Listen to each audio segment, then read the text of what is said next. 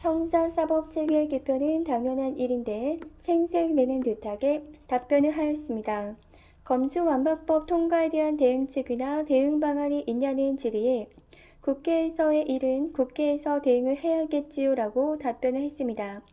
국회에서 본회의를 열고 처리할 거 이미 알고 물어본 것인데 아무런 대응책 없이 속수무책으로 바라보기만 하는 당선인이다라는 식물 당선인이라는 이미지를 덮어씌웠습니다.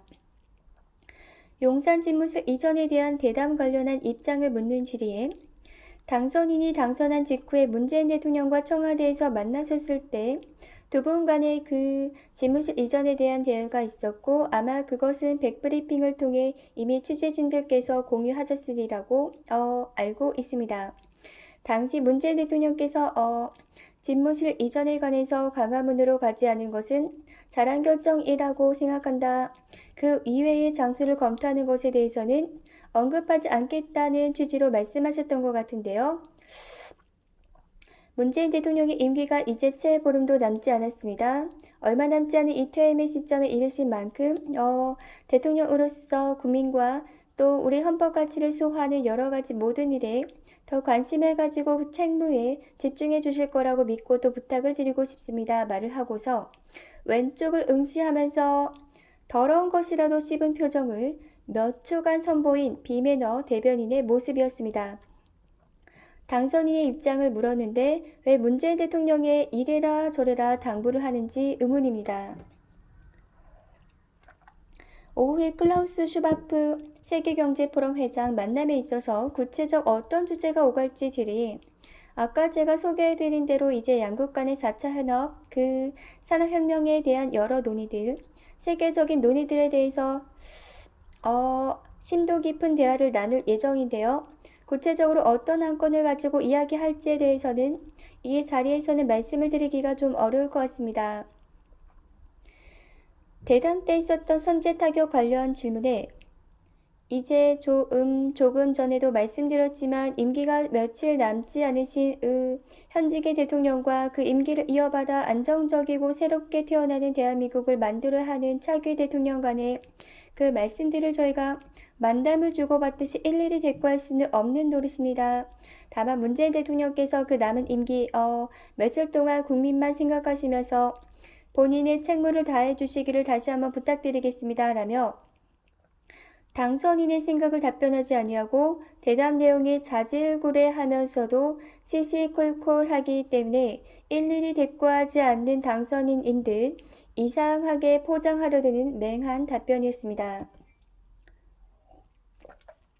헌법에 위배되는 검수완박 관련 거부권을 행사할 것을 요청드릴지에 대한 질의에 당선인이 앞으로 어떻게 행하실지 계획을 저희가 말씀드리기 어려운 입장이고요. 이미 여러 경로를 통해서 이제껏 가져온 그 생각에는 변함이 없음, 입장이 없음을 다시 한번 말씀드릴 수 있을 것 같습니다.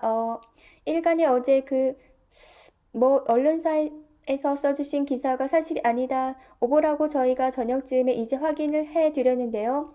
시중에 출처가 확인되지 않은 많은 정보들이 생산되고 그것이 마치 당선인의 입장이듯이 가름되어서 말씀이 나가는 것은 굉장히 위험한 일이라고 생각합니다.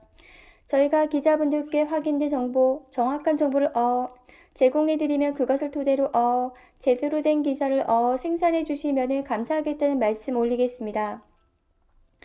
여친이네, 배씨를 좋아할 만하네 등 가짜 뉴스 퍼뜨리며 배씨 보고 흥분하지 않았냐는 등 글을 커뮤니티 등에 쓰는 배씨가 더 위험해 보입니다. 배씨나 제대로 된 글을 생산해 주시죠.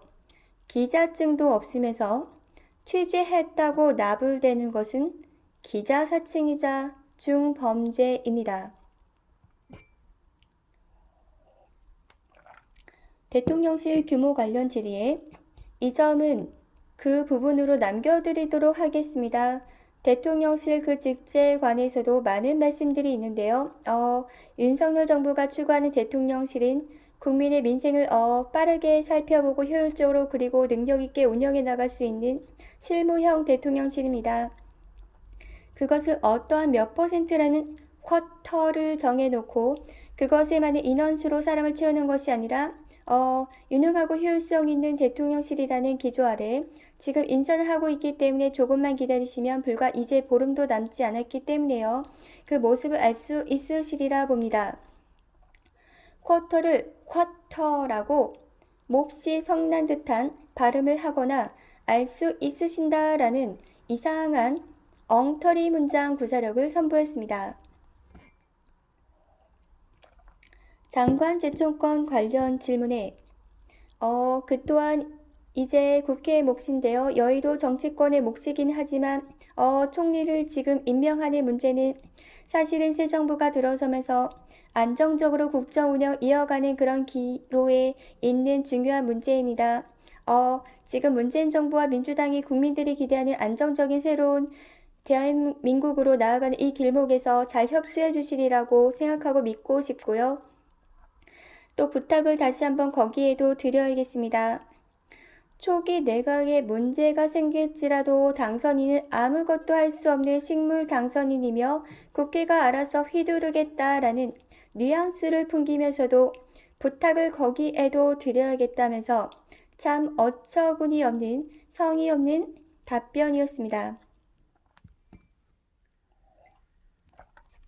새 정부 출입기자단 운영 및 로드맵 관련 질의에 그 점은 저희가 계속해서 논의를 하고 있고 우리 기자 여러분들도 새로운 공간에서 보다 더 일을 잘 편안하게 하실 수 있는 환경을 조성하기 위해서 저희가 열심히 머리를 짜내고 있습니다.